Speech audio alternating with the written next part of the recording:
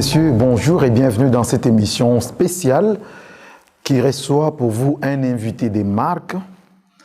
Et je ne serai pas seul, je suis accompagné d'un éminent confrère, l'un des plus talentueux que compte actuellement la République démocratique du Congo, pour poser des questions à un docteur, à un professeur, un ministre. J'ai le plaisir de vous annoncer à côté de moi, Monsieur Christian Bossembe. Merci beaucoup, Jenny. Merci. Et en face de nous, Monsieur le docteur professeur Désiré Cachemire Eberhard Kolongele. Bonjour, Monsieur le ministre. Bonjour, Jenny. Bonjour, Christian. Bonjour, Excellence. Comment vous sentez-vous? En tout cas, moi, je me sens bien. Je ne sais pas quelle image vous reflète. Non, mais c'est la forme, et même la pleine forme. Et effectivement, je comprends les non-dits du dit derrière votre question. La question, c'est plutôt celle de la maladie. Oui, c'est pourquoi j'ai dit après, effectivement, les images qui ont circulé et d'autres qui m'ont même déjà mis dans un cercueil. Bon, c'est un privilège que d'être mis dans un cercueil. Et qu'aujourd'hui, je sois debout en train de parler avec vous. Donc, ça signifie que nous avons la chance d'expérimenter du vivant, donc la résurrection. Et nous pouvons témoigner, donc, à partir de là, la grandeur de Dieu, l'importance d'être en communion avec le Seigneur et surtout d'être à son écoute, d'être messager, n'est-ce pas, de son amour. Et donc, là, vous me donnez effectivement l'occasion de le confirmer que Dieu est bon, il est miséricordieux. À chacun, il a donné son jour, son heure. Donc, tant que l'heure et le jour ne sont pas encore arrêtés dans le décret divin, vous avez la foi de continuer toujours. Est-ce que vous avez eu peur à un moment donné quand vous êtes parti? Parce que lorsque vous êtes parti, les gens ont cru que vous étiez mort et d'autres ont espéré que vous allez certainement reprendre la vie. Mais comment vous vous sentez en ce moment? Vous sentez en ce moment-là les réseaux sociaux et puis après c'est la mort de votre père, et puis c'est votre collègue encore une fois, c'est Maître Tété Kaboué. Comment, dans quelles conditions morales vous vous trouviez en ce moment-là? D'abord, j'étais très attristé, ce que vous pouvez comprendre d'ailleurs tout naturellement par la disparition de mon frère et complice, Maître Tété Kaboué, Gaston. Ce fut pour moi un choc immense.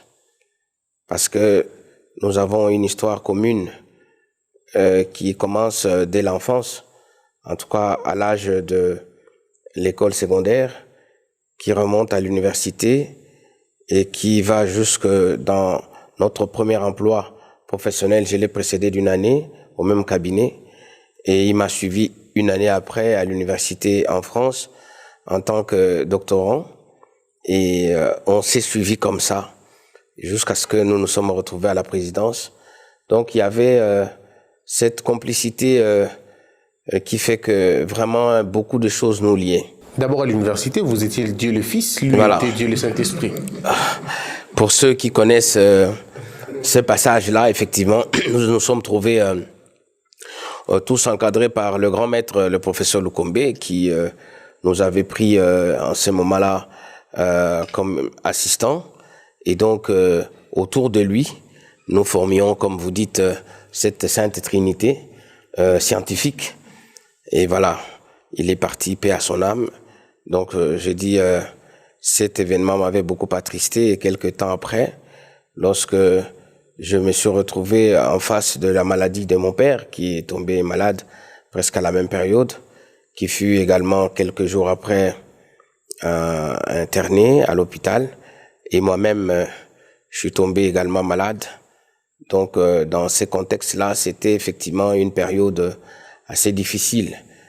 La preuve est que je n'avais même pas pris connaissance de la mort de mon père jusque la veille de mon retour à Kinshasa. C'est la veille que j'ai été informé que mon père était décédé. Alors, nous rendons gloire à Dieu et la grâce lui revient parce que dans tous les cas, tout concourt au bien de celui qui aime Dieu. D'accord. Merci beaucoup pour cette introduction, Monsieur le Ministre. Merci, Christian.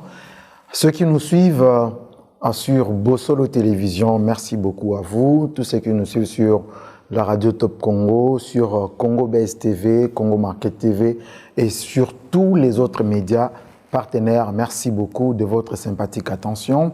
Monsieur le Ministre, nous allons parler des numériques dans notre pays. Mais d'abord, dans quel contexte ce ministère a été créé?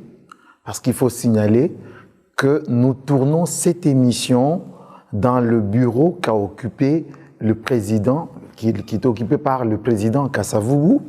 Et aujourd'hui, il est occupé par le premier à être ministre du numérique, un nouveau ministère qui a vu le jour sous les règnes du président Félix Tshisekedi. Dans quel contexte ce ministère a été créé? Encore une fois, cette idée est une idée du président de la République. Son Excellence Félix Antoine Tshisekedi Tshilombo. D'ailleurs, en passant, lorsque nous parlions de la maladie, permettez-moi que je revienne une seconde sur cet aspect. Donc, le président de la République nous a témoigné à l'occasion de cette crise-là, je ne parle même pas de la confiance, mais d'un amour, parce que n'eût été son implication personnelle pour que je puisse être évacué rapidement. Je pense que le pire ou l'irréparable allait déjà se produire, donc je n'aurai jamais de cesse à pouvoir lui rendre ou lui témoigner encore toute ma reconnaissance pour ces gestes ô combien, n'est-ce pas, humains et salutaires. Et par la même occasion, le Premier ministre qui a mis, n'est-ce pas, cette recommandation du chef de l'État en exécution en mettant à ma disposition toute la logistique nécessaire pour que je puisse me retrouver et suivre des soins appropriés. Par la même occasion également, tous les membres du gouvernement qui chacun, selon ses capacités et selon ses attributions, n'est-ce pas, n'ont pas manqué de pouvoir m'apporter tout le concours nécessaire. Et naturellement, tous les anonymes, tous ceux qui ont eu à se concentrer, à prier Dieu et à implorer la grâce du Seigneur sur moi, ils sont nombreux, je ne saurais jamais les citer nommément. Vous-même, vous en faites partie parce que vos encouragements ont été pour moi des ondes positives que vous avez envoyées en ma direction pour pouvoir, n'est-ce pas, me doter de cette force-là de pouvoir me battre contre la maladie. Et donc, à toutes ces personnes-là, que je ne saurais jamais citer nommément, mais qui vont se reconnaître parce qu'ils ont posé un geste, un regard, un message, n'est-ce pas, ou une prière, les hommes des dieux que je n'oublie pas en passant, donc ils vont se retrouver. Je ne pourrais pas ne pas, avant d'aller loin, vous remercier en vos titres et qualités pour tous les soutiens spirituels, moraux que vous m'avez apportés. C'est très important pour moi. Et je n'aurai peut-être pas toujours l'occasion d'y revenir, mais quand j'en ai l'occasion, j'en profite vraiment pour pouvoir rendre grâce à Dieu et surtout aussi remercier tous les artisans terrestres de cette remontada vitale, si je puis dire. Le contexte de création de ce ministère, nous nous trouvons à une période quasiment de 2 ans après la prise de règne du président de la République. Il a pu se faire une certaine idée de comment les choses étaient en train de marcher. Il a vu et il a sillonné les mondes, comme vous le savez. Il a pu trouver également l'expérience d'autres pays qui, grâce au numérique, ont fait des bons, alors qu'ils n'avaient peut-être pas les mêmes atouts naturels que la RDC. Vous avez un pays comme le Kenya, que le président de la République connaît très bien, un pays comme l'Égypte, comme le Maroc, comme le Bénin, pour ne citer que ceux-là, sont des pays qui, grâce au numérique, ont eu à capitaliser sur un certain nombre de choses et donc à élever le niveau de leur croissance et à améliorer également leur gouvernance par des structures qui essayent de capitaliser sur deux concepts, à savoir la redevabilité et la transparence. La transparence a un avantage de réduire au maximum les cas de corruption. La redevabilité accroît la responsabilité des hommes d'État par rapport aux charges publiques. Et il a essayé un peu de regarder ce qui se passe ailleurs. Il a vu que mettre en place la technologie au service de la redevabilité et de la transparence était quelque chose qui pouvait bien aider le pays à avancer. Notamment quand vous regardez le niveau de notre budget, qui est faible, il y avait moyen de pouvoir mettre en place des structures technologiques qui permettent d'augmenter et d'atteindre un chiffre beaucoup plus élevé, n'est-ce pas, en termes du budget. Voilà pourquoi le président a proposé en son temps que l'on puisse avoir, si vous voulez, l'implémentation du numérique comme levier de croissance et de développement. Et pour cela, c'est vrai qu'il y avait plusieurs alternatives. Vous pouvez utiliser plusieurs formules. Est-ce fallait créer un nouveau ministère ou bien étendre les compétences d'un ministère existant? Eh bien, il a choisi la formule de créer un nouveau ministère, ce qui était, en d'autres termes, un choix clair qu'il avait opéré dans ce sens-là, de pouvoir faire du numérique une question développée à part entière par un seul service public, un seul ministère qui s'occuperait de tous ces aspects. C'est dans ces contextes-là que, effectivement, il a décidé, à la faveur, n'est-ce pas, de nouveaux, de changements qui est intervenu avec l'Union sacrée, de pouvoir créer un ministère totalement dédié à l'implémentation du numérique, n'est-ce pas, comme levier de croissance dans le pays. Alors, Monsieur le ministre, que répondez-vous à ceux qui pensent que c'est parce que vous n'avez pas été reconduit directeur de cabinet qu'il fallait créer finalement un ministère récompense qu'on va appeler numérique? Parce qu'à un moment donné, on s'est dit, Monsieur Béron, c'est un cerveau, vaut mieux ne pas le laisser trop loin, on crée un ministère qui, en réalité, n'aura pas de job description, parce qu'on ne sait pas exactement ce que vous faites, la différence avec le pétintique, on ne sait pas ce que les autres font. À un moment donné, que répondez-vous à cette question? Je les comprends, mais je les excuse pas. Je comprends parce qu'ils ont peut-être l'impression que si le président de la République a besoin de m'utiliser, il y a plusieurs leviers. Il n'y a pas que dans un ministère. Donc, voir que c'est un ministère dédié pour me récompenser, c'est une vision, j'allais dire vraiment, qui est totalement erronée et qui ne cadre pas avec la réalité de ce qu'il y a. C'est que lorsque le président de la République avait annoncé dans son discours sur l'état de la nation de l'année d'avant qu'il allait faire du numérique un levier de croissance et de développement, est-ce qu'en le faisant, il pensait à moi ou bien c'était une vision fondamentale qu'il avait lui-même sur la manière de changer la gouvernance, n'est-ce pas, du pays? Mais c'est normal que le président de la République, quand il a une idée nouvelle comme celle-là, et s'il a besoin de l'implémenter, qu'il s'appuie sur des personnes en qui il a confiance dans leur capacité de pouvoir traduire ses idées, parce que ce n'est pas aisé de pouvoir capter l'idée d'un chef et de la matérialiser. Et donc, s'il a eu effectivement confiance en notre humble personne, ça veut tout simplement signifier que il croit fondamentalement en nos capacités de pouvoir traduire cette vision-là en action. Parce qu'une chose est avoir une vision, une autre chose est savoir matérialiser la vision à travers un programme. Et c'est un programme, ça s'est construit. Ça ne s'improvise pas.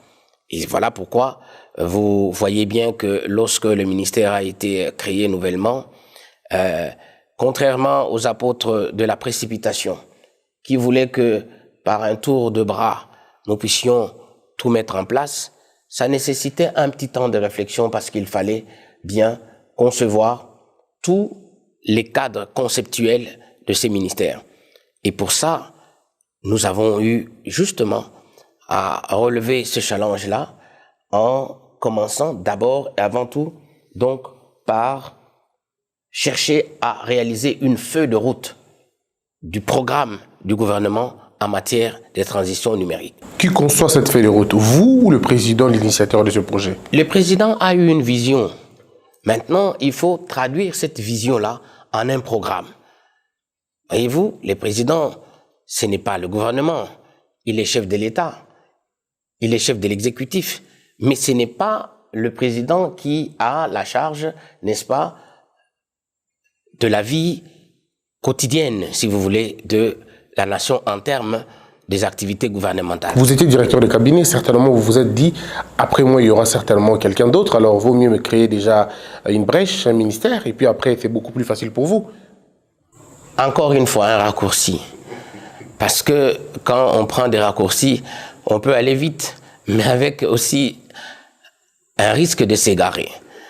Parce que, comme une fois encore, je veux vraiment le dire, et je ne serai jamais assez clair là-dessus, ce n'est pas à un collaborateur d'un chef de pouvoir imposer à un chef une vision. Le chef a une vision et vous, en tant que collaborateur, vous êtes là pour essayer de matérialiser cette vision.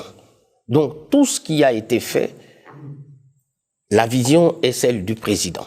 Et nous, en tant que collaborateurs, je n'étais pas seul, avec tous les autres qui étaient là, on avait justement pour mission de mettre toutes nos connaissances, tout notre savoir-faire pour matérialiser, n'est-ce pas, cette vision-là dans la direction que le chef, n'est-ce pas, vous donne. Et dans le cas d'espèce, rassurez-vous que lorsque le plan national du numérique a été conçu, élaboré et annoncé publiquement par le président de la République, nous n'avions pas encore en tête l'idée qu'il y aurait un remaniement ministériel. Donc ce n'était pas, on ne peut pas lier les deux à la fois. Alors, monsieur le ministre, ma question est en lingala. Je vais essayer un peu de mettre les deux. Pour nous battre quand il y a ministère la bino et le ministère yandoto, parce que tant on le dit que batouarouz en amboka a sali le téléphone à kangi, donc il faut déjà un niveau à téléphone. Or, si vous parcourir na Katia Congo, il y a des endroits où les antennes des réseaux de communication sont exatées, où l'on doit faire 10 km, 15 km pour avoir la connexion. Et quand on a la connexion, on n'a pas les téléphones adaptés. Est-ce que votre perception ne se limite pas à des grandes agglomérations? À Kinshasa, par exemple, qu'est-ce que vous visez en réalité? Parce que pour certaines personnes, il faut d'abord créer l'État. Parce que là, vous nous parlez d'un État numérique. Il faut d'abord créer un État qui existe. Ça veut dire réussir l'analogie avant d'aller au numérique. Mais on a comme l'impression que nous allons directement au numérique sans que toko tatozonga pinza na kati ya to réussir notre analogie te ni mamoto que na numérique. Est-ce que ce n'est pas finalement du rêve que vous vendez aux gens? Non, ce n'est pas du rêve. Parce que batobele ndenge bazaliawa soko tuni bango numérique ba yebi na numérique te. Ebele bazo kanisa numérique ezali kozana ordinateur to kozana téléphone kotinda ba kozana internet na téléphone. Non, si on peut résumer en fait na français facile, qui dit numérique aujourd'hui, c'est d'abord avant tout les données. Et nambo kanabiso, l'État a koki kosa makamba minene te akoki kozana mbongo ebele te soko azana ba donné te na place mbongo esengeli euta ba donné wana ezalaka te euti mapata ekiti na se ba donné wana il faut kosala yango. Donc ça va nécessiter quoi? Ça va nécessiter les infrastructures. Infrastructure ba sombaka yango, infrastructure ba tongaka yango esengeli mbongo. Soko sali ba infrastructure après au créer ba donné oyo kokotsa na kati ya ba infrastructure wana ba donné wana esengeli o sangisa makanisi ozui awa ozui boyi nyonso wana oti yango isika moko infrastructure et qu'on permettre non seulement au créer ba donner mais au garder pe ba donner parce que donner soko sali yango il faut au stocker yango ko bomba yango parce que monde alelo batu mususu mosana bango mbongo bako zwaka kaka pona kolukaka ko yiba ba donner ya batu mususu donc akoya wa yo sali ba donner na yo otiboye ye abendi yango ateki yango pa batu mususu to apandi yango tango apandi yango obimi na poisa c'est que les a susté. Donc ce qui fait que il est très important pour mboka na biso soki tongi to kende liboso toyeba ko bomba mayele na biso nkita na biso oyo nyonso ba renseignement nyonso toza nango esengeli to bomba yango malamu et sali sa biso pe tango yo bombi yango kapona yo mokote obombi yango po moto ya sengeli ko salela yango asenga yo opesa ye en temps réel nzela que osengi boy olingo zo information boy nzela na kotindela yo pe atali et komelie mais tout ça nécessite une réglementation. Tout cela ne peut pas se faire au hasard parce que kozwa information et pas na yo et comme et pas nangai et bima et pas mutu mususu il faut qu'il y ait une réglementation parce que les données personnelles ou à caractère personnel ezali partie prenante il y a vie na yo. On ne peut pas l'exposer de n'importe quelle manière. Je ne sais pas si tu peux imaginer les désordres que ça peut créer que la donnée personnelle na yo au koti nakati aux yango au kamati pe au bimisi yango na poisa ça peut créer un désordre. Voilà pourquoi il y a besoin et nécessité d'une réglementation. Et le président de la République, lorsqu'il crée le ministère du numérique, il lui donne des assignations. Et ces assignations-là viennent au niveau du gouvernement. Le gouvernement lui donne un certain nombre d'assignations, les lots. Yaliboso, préparez-nous un programme de transition numérique. Parce que le président a parlé, maintenant il faut concrétiser la vision du président. Alors il faut construire des projets.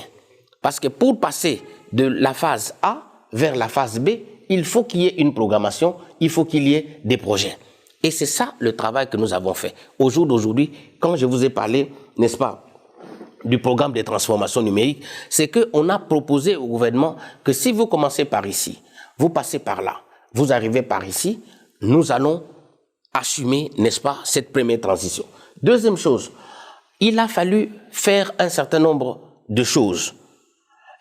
Parmi les choses qui nous a été demandé de faire, c'était de préparer un projet de texte qui va avoir pour effet de créer le cadre juridique du numérique. C'est ça le fameux projet, n'est-ce pas, du code du numérique. Et il faut être honnête. C'est déjà fait. Ces projets-là étaient déposés au niveau du Parlement par un député. Alors, il était député aujourd'hui, c'est mon collègue Tony Mwaba, qui avait en son temps déposé un projet, n'est-ce pas, une proposition, pour parler technique, une proposition, n'est-ce pas, de texte en rapport avec le code du numérique.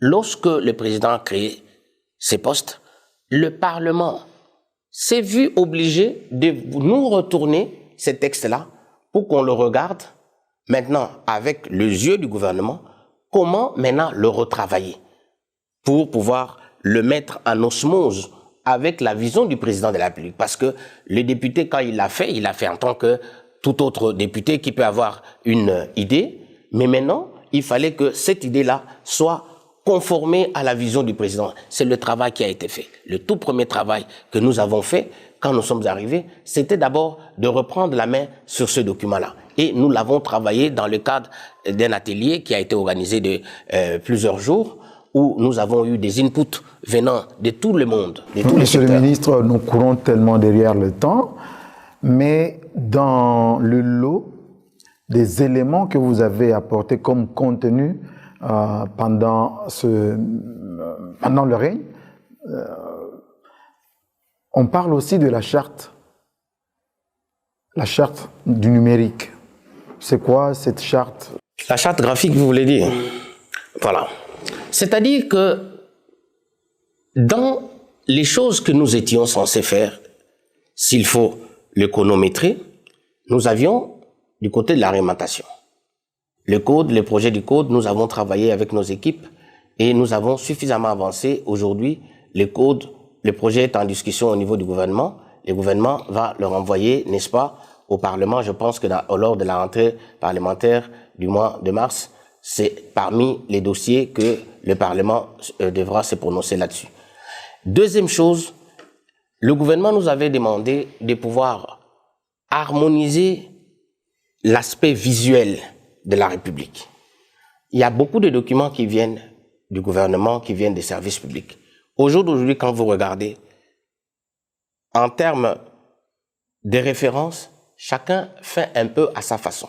Il n'y a pas un modèle. Il n'y a pas un modèle. Donc c'est pourquoi il était très important que l'identité visuelle du gouvernement et des services publics change vis-à-vis de l'opinion, vis-à-vis des partenaires et consorts, qu'on définisse finalement un certain nombre de normes sur la présentation de tout ce qui est armoirie, tout ce qui est donné de l'État en termes de présentation, n'est-ce pas, de documents, qu'on puisse conformer tout cela pour que quelqu'un puisse voir à l'œil nu que tel document, tel que présenté, c'est pas un document officiel.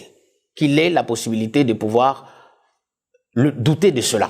Ça nous éviterait évidemment de pouvoir faire facilement confiance à beaucoup de documents qui circulent. Voilà pourquoi nous avons travaillé avec mon collègue en charge des communications et médias, Patrick Mouyaya. Nous avons travaillé donc sur cette identité visuelle, n'est-ce pas, du gouvernement, en élaborant justement la charte graphique, c'est-à-dire les standards de ce qui doit figurer dans les documents qui constituent en termes de présentation officielle. Tout ça, papier en tête, carte de visite et tout, et le gouvernement l'a adopté parce que quand nous avons une idée, cette idée-là, elle est nôtre. Mais maintenant, il faut que, pour que ça devienne une norme, que le gouvernement l'adopte. C'est ce que le gouvernement a fait. Alors, vous avez beaucoup de champs. Il y a les secteurs de communication qui restent un secteur très, porteur de ressources et même de moyens. Quel est le moyen que l'État congolais va vous donner pour contraindre, je ne sais pas si je dois le dire, les récalcitrants ou ceux qui seront dans les mauvaises habitudes? Est-ce que vous allez travailler avec le ministère de la Justice? Comment allez-vous faire, par exemple, pour contrôler la DGDA? Comment allez-vous faire pour contrôler les régies financières s'ils optent pour la numérisation de leur ou de la recette ou tout ça? Et même la communication comme les réseaux que nous avons. Est-ce que l'État vous a donné des moyens contraignants? Mais pour compléter la question, est-ce qu'au niveau de votre ministère, vous travaillez déjà sur une forme de collaboration avec les autres ministères? Est-ce qu'il y a un cadre qui vous permet de pouvoir entrer en possession des informations? Parce que s'il faut gérer, par exemple, les domaines des commerces, les domaines des finances, c'est d'autres portefeuilles. Même l'état civil. Même l'état civil, c'est un autre portefeuille. C'est l'intérieur, Est-ce que vous avez déjà ce cadre-là qui vous permettra d'entrer en possession des informations de tous les ministères pour pouvoir agir sur les récalcitrants ou sur un bénéfice que peut tirer l'État de votre action? La question de la CENI aussi en même temps, de la CENI, de l'identification nationale, tout ça, comment vous allez faire? D'abord, il faut rappeler que le gouvernement a donné des assignations à ces ministères et parmi ces assignations-là, il y a celle de voir ce ministère comme le conseiller technique du gouvernement et par-delà des différents ministères dans le processus d'implémentation. C'est là un élément qu'il faut préciser. Nous, on ne vient pas remplacer les autres ministères dans le secteur de la numérisation. Alors, il faut vraiment qu'on soit clair. Comme le pétentique. Voilà. Que ce soit les pétentiques, que ce soit le ministère des Budgets ou des Finances. Non, on ne vient pas les remplacer. On est le conseiller technique du gouvernement dans la mesure où nous fixons les règles pour que eux, quand ils vont devoir se lancer dans ces secteurs-là, qu'ils sachent qu'est-ce qui est faisable et qu'est-ce qui n'est pas faisable. Donc, à partir de ces moments-là, vous allez un peu, c'est un peu comme quelqu'un qui, je peux prendre un exemple juste simple de la vie. Vous avez la route. Quelqu'un qui fabrique ou qui créent une route et ceux qui passent sur la route. Ce n'est pas la même chose. Je vous donne un exemple, monsieur le ministre. Quelqu'un doit payer ses impôts. C'est du domaine des finances. Il doit payer ses impôts. L'argent doit entrer dans les caisses de l'État. Est-ce que, d'après cette route-là que vous créez, ça signifie que le monsieur qui vient de déposer l'argent doit donner des informations au ministère et le ministère vous informe, ou c'est le monsieur lui-même qui vous informe, voilà, je viens de déposer aux finances X montant? Non. L'infrastructure de la plateforme des paiements va être connectée au ministère d'abord des Finances, à la régie et la structure elle-même qui permet que celui qui a payé, il n'est pas allé faire un paiement manuel. Nous sommes dans un système électronique. C'est-à-dire que quand il a payé, il y a une information qui circule et qui donne le motif de son paiement. Vous, les bénéficiaires, vous êtes informés. Lui, la personne qui a payé, il est également informé. Mais le passage de ces informations entre vous qui payez et vous qui recevez, il faut qu'il y ait des infrastructures qui fassent passer ou circuler, si vous voulez, les informations. Et même le passage, par exemple, vous allez payer pas à partir de votre poche, à partir de la banque. Il faut qu'il y ait des normes qui définissent chaque étape de l'information. Donc, ce qui fait que, dans la pratique, ce qui va se passer, c'est que les personnes qui vont devoir se lancer dans le paiement vont devoir appliquer un certain nombre de règles, et ces règles-là vont permettre le passage des informations et de celui qui a payé et de celui qui doit recevoir. Ces échanges-là d'informations entre ces différentes structures, c'est ça qui va constituer, si vous voulez, les normes ou les standards des normes que nous allons proposer, n'est-ce pas, aux différents utilisateurs. Parce que le ministère va définir ces standards des normes-là. Parce qu'il faut qu'on sache le passage de telle information vers telle autre. Si vous n'avez pas les mêmes spécifications techniques, on doit avoir des API qui vous permettent de faire passer l'information, n'est-ce pas, A vers B. Et par rapport à ça, si nous n'avons pas des normes qui définissent ces échanges-là, eh bien, ça va être très difficile. Et c'est le travail que vous avez déjà fait. Et c'est le travail qui Monsieur le ministre, nous n'allons pas vous prendre tout le temps. Nous nous en voudrons si nous ne vous laissons pas parler des perspectives d'avenir au niveau de votre ministère. Qu'est-ce que vous envisagez faire? Qu'est-ce que vous n'avez pas encore fait, mais que vous comptez faire? Parce que, il faut le dire, le mandat du président de la République, il est limité. Le mandat aussi des ministres, c'est limité, mais il faut quand même que vous fassiez quelque chose. Les perspectives d'avenir. Je place un mot sur le...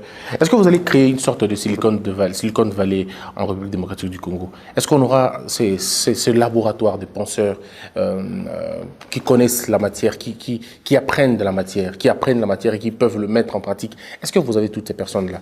Et en même temps, c'est quoi votre budget, si ce n'est pas un secret? Le budget alloué à ce que vous faites? Parce qu'on a encore l'impression que la tâche, elle est beaucoup plus grande et que les fonds sont petits. Voilà. D'abord, une très bonne question.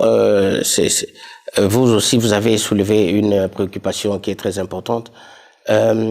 Avant peut-être que je ne vous réponde, vous permettez rapidement que nous citions qu'est-ce que nous avons déjà fait pour savoir qu'est-ce que nous allons faire.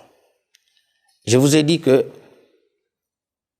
le ministère, depuis qu'il a été institué bientôt à partir du mois d'avril, si vous calculez, donc la première chose qu'on peut considérer comme achievement, déjà que nous avons eu pendant ces temps ici, nous avons avancé sur la réglementation. Je vous ai parlé du projet. Ça, c'est quelque chose qui est déjà acquis parce que le gouvernement est en train de travailler sur ça. C'est un travail que notre ministère a eu, n'est-ce pas, à produire. Deuxième chose, nous avons eu à établir la charte graphique. Nous avons dit que pour donner une identité visuelle, n'est-ce pas, au gouvernement et aux services publics, il fallait prévoir une charte qui définisse... C'est pas le ministère de la Communication? Non, nous avons dit que c'est un travail du ministère du Numérique qui a bénéficié de la collaboration, n'est-ce pas, et non pas la moindre, n'est-ce pas, du ministère de Communication. C'est des bonnes de guerre d'ailleurs que nous ayons eu cette collaboration parce que nos rapports personnels déjà avec les ministres concernés ont facilité beaucoup de choses. Troisième chose, nous avons eu à harmoniser au jour d'aujourd'hui les noms de domaine des sites gouvernementaux. Ça, c'est aussi quelque chose qui est aujourd'hui à considérer comme étant un acquis. Parce qu'on a fait le travail, on a fait le travail sur le gouv.cd. Parce que avant, vous aviez les ministères qui, comme je vous disais, aujourd'hui, le Conseil des ministres a eu à adopter cela. Vous pouvez vérifier auprès des différents ministères et vous devez veiller en tant que média. Si vous avez des actes qui émanent de ces ministères-là, ou de tel ou tel autre ministère ou service de l'État qui ne respecte pas cela, vous êtes en droit de dire mais il y a eu une charte graphique qui avait été adoptée au niveau du gouvernement, comment vous êtes en déphasage avec ce qui... C'est votre travail de faire ces suivis-là, ces contrôles. Nous avons également le portail web de la République. Au jour d'aujourd'hui, la frontière virtuelle du pays n'avait pas été définie. Mais grâce au travail, n'est-ce pas, du ministère du Numérique aujourd'hui, c'est ici qu'on a fait ce travail-là du portail de la République qui a été déjà adopté. Et l'avantage, c'est que différents services vont devoir l'alimenter parce que nous créons les cadres, mais les inputs à l'intérieur, ce sont les différents ministères. Donc, vous allez veiller à ce que les autres ministères également, et c'est notre travail de faire les suivis là-dessus, de se rassurer que effectivement, par rapport à ça, ce travail-là qui a été fait a produit des résultats. Nous avons aujourd'hui également, donc, à part les portails web de la République que nous avons eu à déjà faire adopter au Conseil des ministres, nous avons également le cadre organique du secrétariat général. Parce que le ministère doit fonctionner avec un secrétariat général. Et là, je crois que vous avez eu à suivre pendant un temps où des mauvaises personnes mal intentionnées ont commencé à rançonner les gens dans l'opinion en disant donnez-moi ou donnez tel argent à tel endroit, faites tel virement parce que on va vous engager, n'est-ce pas, au secrétariat général du numérique. Le travail a été fait, le cadre organique a été défini. Au jour d'aujourd'hui, où nous vous parlons, ce cadre organique a été déjà adopté. Maintenant, on est dans la phase d'implémentation de ce secrétariat général pour lui trouver d'abord le lieu où on va abriter, et je pense qu'on a déjà, si je me souviens très bien, nous avons déjà eu à trouver un local qui est sur Loubefou, qui n'est pas loin. Donc, ce cadre-là ayant été déjà établi, aujourd'hui, on a défini... C'est des emplois qui vont se créer aussi? Bien sûr, ce sont des emplois qui se créent. Et puis, par rapport à ça, nous signalons que on a défini les différentes directions qui vont être les directions de ces ministères-là, de ces secrétariats généraux, pardon. Donc, ça veut signifier que les emplois ont été définis avec des job descriptions pour cette administration-là. Ça, c'est un travail qui a bénéficié du concours de plusieurs experts internationaux qui vont doter, n'est-ce pas, un secrétariat général, n'est-ce pas, à ces ministères. Et donc, c'est un travail qui était très, très harassant. Ça nous a pris beaucoup de temps, mais à la fin, on y est arrivé. Donc, on est dans cette phase-là. Alors que les gens attendent pour le recrutement, quand tout sera prêt, on va signaler, nous reviendrons d'ailleurs vers vous, pour signaler que on est prêt, pour que tout ce monde qui est en train aujourd'hui de rançonner les gens sache que ça c'est de l'arnaque. Pour le moment, on n'a pas encore donné les go. Lorsque le go du recrutement va être fait, nous passerons par chez vous et on vous donnera l'information, vous allez relayer. Donc ça c'est aussi un achievement qu'on peut dire. Le référentiel des emplois ainsi que des compétences par rapport à ça. Et naturellement, comme vous le savez, je vous avais dit, le code, nous l'avons produit ici, dans sa version actualisée et rénovée, incluant la vision du président de la République, c'est là que nous sommes en train d'attendre et nous espérons vivement que nous allons obtenir ces documents. Et quand nous avons déjà fait ces évolutions-là, ça signifie que nous avons eu à rencontrer des contraintes. Parmi les contraintes qui ont fait que nous ne puissions pas avancer rapidement, il y a un certain nombre de choses qui nécessitent des moyens, des investissements. Et nous n'avions pas, souvenez-vous quand nous sommes arrivés, nous n'avions pas un budget. Ça, c'est aussi quelque chose que les gens ne savent pas. Nous n'avions pas un budget attitré au ministère, parce que quand on a établi les ministères, on était déjà au mois d'avril, les budgets avaient été déjà adoptés au mois de décembre. Donc, ce qui fait que, par manque de ressources, il y a également beaucoup de choses qui n'ont pas pu être réalisées. Mais la volonté y est. Au jour d'aujourd'hui, nous avons quand même pu avoir un budget qui a prévu une rubrique sur les investissements. Ça ne sera peut-être pas à la hauteur de tous les différents projets qui doivent être implémentés, mais au moins ça aura l'avantage de donner un coup de pouce pour démarrer, n'est-ce pas, réellement les infrastructures dont on a besoin pour pouvoir, si vous voulez, faciliter le travail au niveau de notre ministère et puis faciliter la mise en place de certaines applications et faciliter la mise en place également de certaines structures qui doivent faciliter qui doivent nous permettre d'accélérer le paiement dans les secteurs des finances, notamment pour tout ce qui est les impôts de l'État, ou faciliter également les échanges interuniversitaires en ce qui concerne les plateformes en ligne pour tout ce qui est de la formation professionnelle ou de la formation universitaire. Et au jour d'aujourd'hui, parce que vous en parlez, c'est aussi un achievement de notre ministère. À la fin de l'année 2021, la RDC a fait valider aujourd'hui son indice en ce qui concerne le code barre. Parce qu'avant, vous aviez les produits de notre pays qui, quand ça sort ici, nous n'avons pas la certitude que ces produits viennent de la RDC ou qu'il a été produit à la RDC, quel est son numéro, qui en est les fabricants, à quel endroit. Donc, nous n'avions même pas, si vous voulez, encore des repères.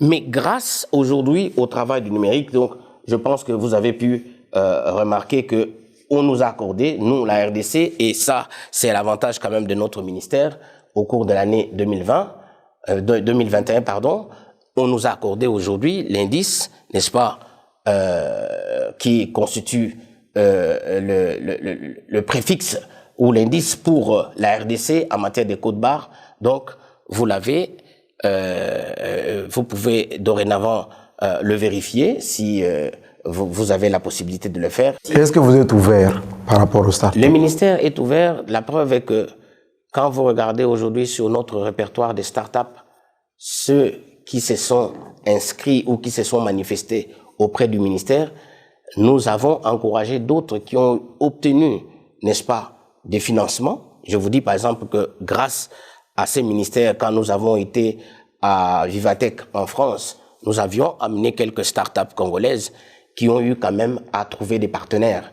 Donc ça veut signifier que, voilà, ils sont là, ils peuvent le témoigner et nous travaillons, on continue à faire les suivis. Donc, nous avons pour l'avenir plusieurs projets qui restent encore en suspens et qui nécessitent des moyens. Nous avons sorti le répertoire de tous ces différents projets qui sont en attente. Il y en a plusieurs. Je vais vraiment vous épargner de vous donner tous les détails. Mais si vous voulez, nous allons mettre à votre disposition pour besoin de divulgation, n'est-ce pas, la liste de tous ces projets. Ça va dans tous les domaines.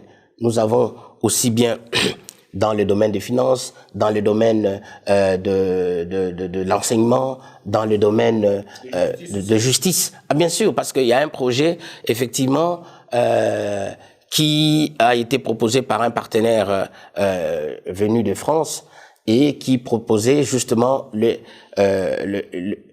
la connexion entre les différentes condamnations, parce qu'il y a des gens qui sont condamnés, mais dont on ne retrouve pas la traçabilité, par exemple en matière de registre et du commerce, en matière des créations, par exemple des petites et moyennes entreprises, alors que la loi dit que toutes les personnes qui sont condamnées ne peuvent pas faire ceci. Mais vous ne savez pas jusque-là avoir une base de données qui vous permet de lier telle information à telle autre. Et dans le secteur de la justice, effectivement, au niveau du ministère également des Affaires étrangères, sur les e-visas, nous devons aider, n'est-ce pas, et accompagner ces ministères à mettre en place les visas en ligne, parce que le pays qui s'ouvre encore avec le contexte de Covid ici, les gens ne vont pas continuer toujours à avoir les contacts physiques. Donc, bref, il y a tout un ensemble de projets que nous avons listés et qui ont été validés en Conseil des ministres, que nous devons maintenant présenter aux partenaires. Nous avons eu même une réunion ici là avec les partenaires. On avait appelé ça donc la conférence de partenaires, où nous avions exposé un certain nombre de ces projets-là. Il y en a d'autres qui ont trouvé des partenaires, d'autres pas encore. Donc toujours est-il que nous allons continuer le processus au cours de cette année pour finaliser la sélection de partenaires qui doivent réaliser tel ou tel autre projet. Et à partir de là, je pense que bien entendu, la question liée au code du numérique également, nous allons en faire vraiment pour nous un objectif à partir déjà du mois de mars, pour que ces textes-là puissent être adoptés, que ça puisse nous faciliter d'avoir le cadre juridique nécessaire. Et nous allons mettre en place également, au courant de cette année, les différentes structures qui doivent accompagner le ministère du numérique. Donc, terminer avec l'administration au niveau du secrétariat général. Ça, c'est en cours, comme ce n'est pas encore achevé. Donc, nous allons rester dans... Et avoir également l'autorité du numérique. Ce sont des organismes qui ont été prévus dans les codes du numérique. Donc, si le code est adopté, il faudra avoir l'autorité du numérique qui a été prévue, n'est-ce pas, dans ce code-là, comme étant... si vous voulez, l'autorité de régulation, parce que le ministère ne peut pas être une autorité de régulation. Donc voilà, nous avons tous ces différents projets et nous pensons très bien que avec l'aide de Dieu, nous allons avoir l'occasion de pouvoir implémenter tous ces différents projets, mais nous allons vous donner la liste pour ne pas perdre beaucoup de temps. Merci, Monsieur le Ministre, d'avoir répondu à toutes nos questions. Je pense que la question du numérique est une très grande question qu'on ne pourra pas terminer au cours d'une seule émission, mais on sait que vous êtes très ouvert, donc on reviendra de temps en temps quand le besoin se fera sentir. Merci en tout cas de nous avoir accueillis dans votre bureau et surtout avoir répondu à toutes nos questions. Merci également à mon confrère Jenny Kanina. Merci Christian. Alors l'émission que vous allez suivre, elle sera diffusée dans beaucoup d'émissions, beaucoup de plateformes. Merci de nous avoir suivis, nous sommes très disponibles pour vous. Portez-vous bien, à la prochaine.